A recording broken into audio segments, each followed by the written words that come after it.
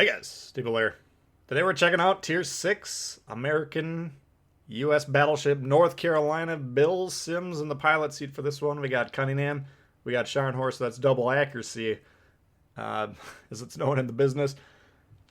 I've been using Lee for probably about 60% of the games. I don't know, I've played maybe 20 games or so on this one. We're still grinding out the XP. Trying to get ready for the Tier 7 once the next update drops. Then we can go ahead and unlock it, assuming we get this all ground out. But in the 25 games that we played in it so far, I probably used Lee about 3 out of 5 times. So I think maybe I'm going to probably go with that build, but I did want to play a few games trying to highlight the guns as best I could for you guys. This ended up being one of those. Had about 4 or 5 games so far that I was considering showing for this particular video. But we're going to go ahead and pick this one. Got a little bit of mix of strategy, a little bit of mix of the guns, which you guys usually like to see in the previews, and a little bit of buffoonery from the blue team as well. So anyway, here we are on Strait. Now we're on the west side, and we only got 2 battleships over here. You can see the carrier all the way to the east. So we got 1 destroyer. Unfortunately, the destroyer spawns in front of the carrier, who hasn't launched planes yet. So I think he's busy backing up. Usually if you see your carrier and he doesn't launch planes right away, they don't know that they can auto direct the ship, and if they don't know that, then they're probably pretty green when it comes to carrier experience. So not the most reliable signals right off the bat here, but nonetheless, we're on the western flank here. This is our responsibility. Strait is a corridor map. We got the western corridor, central corridor, eastern corridor, and you really need to be supporting your side until you're either forced out of there due to the red team's behavior, or maybe a combination of red and blue team, or you win that corridor. Once you win that, then you want to pressure the middle. Now this side, the western side in this instance, but I'm going to call it the closed side, less valuable. So you can see the eastern corridor, you have that little gap between the big central islands that are separating it between the east and the center. That gap is much more valuable than the non-gap in this big bulky island. We were talking about that earlier today in the stream as well. But if you have to pick one side to kind of overload and really try and win, in this case, you'd want to win it on the east. But you want to, whatever side it is, it'll depend on which team you're on, blue or red.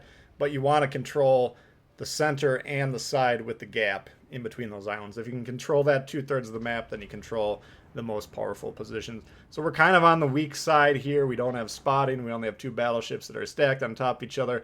And we're in the strategically less valuable side of the map. So we're not in a major rush to be doing anything, but we still want to be damaging these ships because we're responsible due to the proximity of being spawned near these guys. And if we can kill them or drive them off in the center, then we can consider potentially sailing north, creating crossfires if they're just going to sit in the base, or we could move a little bit to the northeast and try and crossfire them if they move into the middle. So that's kind of the thinking here. North Carolina, what do we got here? You saw the armor schemes. I think it's 25mm plating, but the moral of the story is the nose armor. You can only bounce about half the ships you're going to see, and the higher tier up you are, the less you can bounce by taking those shots in the angled nose. If you're pointing at your opponent, he shoots you in the nose. If it's a battleship, there's a pretty good chance it's going to punch through. If you get him in the angled side, which is what you're going to be trying to do with your angling with the North Carolina, a lot of times you can bounce those. But it can be difficult, especially if you're up tiered, if you're playing against a tier 7 match with a lot of big booming guns that are shooting at you, you can be in trouble. So you got to play the North Carolina a little bit carefully with regards to protecting yourself. In terms of offense, the guns are pretty accurate, even if you run a Lee build, which in my instance doesn't have any accuracy, I don't believe. Perhaps I'm incorrect about that, but it's certainly not as accurate as the Sims build that we're seeing here in this particular match. But you still got good accuracy. You got the 406s, so we can overmatch a lot of armor schemes. That's the same caliber that the Iowas has. And speed-wise, we got 24.3, which is pretty good, especially when we're comparing it to 19.2 on the Colorado. So more mobile than the Colorado. I don't think it's quite as tanky. I haven't looked at the Colorado's armor scheme for a little while, but I believe it's a little bit more durable than the North Carolina. Gun-wise, I'd say the North Carolina is probably the bigger threat. All right, it's similar caliber guns as the Iowa. I don't think they're quite as accurate, but still potentially quite dangerous, as that broadside battleship just found out the hard way. So now we're kind of evaluating this match. Now you can see what's our team doing. We got the carrier that's backed all the way to the southeast corner. That's fine. Then we got two ships kind of close quarter battling. You can see them, the Bayerns pinging that destroyer. So we're keeping an eye on that fight. And then pretty much all the other ships on their team are playing in the base or beginning to move into the center here. Now most of the ships on our team are just sitting in our base as well. So we got a couple options. I mean, we can go north. The problem is if all those ships that are in the red base move south at the same time, we can go for 5 to 10 minutes without shooting our guns and force ourselves to be irrelevant just because we're going the opposite of the flow of the match. So not likely to make that call. We could sail back into the base, but then of course positionally we'd be lined up with the rest of the blue ships. Everyone on the red team can angle against the whole team. We don't want to do that. So keeping an eye on these red ships moving south, we see how do we get access to the broadside. We're going to go park directly south of this big chunky island that we were talking about earlier. It's big enough that trying to go around to the north would take quite a while, but if we just get about as close as we can to it, hopefully leaving ourselves an option to disengage if possible, then we can get some of these broadside shots. So we're faster than the Colorado. We should be gaining more favorable shots here. So we're trying to hold, make sure we can kill this guy. Shoot over the island there, pull the trigger. And now I'm considering maybe going through this gap and charging right at these guys. But I think we change our mind and just assume the position here. We're going to go ahead and drop anchor, trying to angle away, hopefully.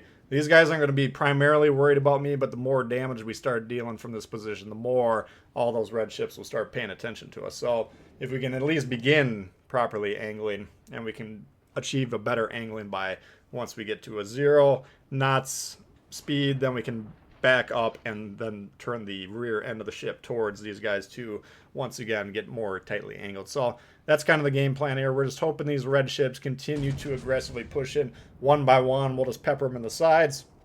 The guys to the south hopefully can tank. Now if you're looking on the map, you can see the guys to the south, they're all broadside, so when we're counting on them to hopefully tank, that begins to be somewhat questionable, since they're making it easy to be killed. Down our destroyer goes, so we're all of a sudden down a deficit of ships, and both teams have lost a destroyer. So we got carriers are the main spotters here. Unfortunately, a lot of the guys on my team are kind of moving right towards me. Okay, we came over here because we had about 2 squares of separation between us and our teammates, and we could get access to broadsides. But the closer these guys get to us, once again, they can just start angling towards all of us. So you really have to be paying attention as best you can. Yes, when there's a lot of gunfight going on, the game speeds up a little bit. So it's a little bit harder to look at the map a lot, but you got to keep working on it. Looking on the map is one of the hardest skills, if not the hardest of the game. It's definitely the most important.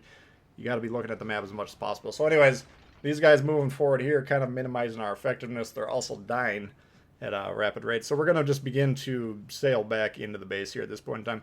We can't win by score at this point in time. It's very unlikely. We're going to have to just win by out-killing these guys. Can't pressure their base. They potentially could pressure ours. They got much more deeper penetration into our side of the map. So that's the game situation here. North Carolina, I do want to hear about your guys' thoughts on this ship, because I know this is one of those ships that people have been looking forward to really since the game came out. I mean, there was a lot of kind of regret that the Iowa didn't wind up being the legendary, or we didn't have access to the North Carolina. So people have been talking about the ship since the game really came out. But now that it's out, I'm interested to see how you guys feel about it. Basically, getting back into the game here. Now we got the carrier, and he's in the corner. We got about 6 minutes left, and we got this Bayern. Okay, now they got a much more robust lineup on the enemy team, but it's mostly battleships here. We're going to try and get rid of the cruisers whenever we can, and that's the first step there. So we get the high caliber, we get the big blast. Didn't quite have enough HP for the Hegon, but it was pretty close there. Now, look on the map here. You can see the grayed out battleship to the north. We're mostly angled against them. I think that's Tennessee, I want to say. Now, Scharnhorst, access to the side. We're not as concerned about Scharnhorst max range shots. They usually don't have that great of penetration at really long range. But here, we kind of made a mistake. We turned in to get the shots on the Miyoko. We're hoping to one-shot him as well. And now look on the map. We're almost broadside to that Tennessee to the north. We're basically our broadside, and he whacks us 30,000 damage.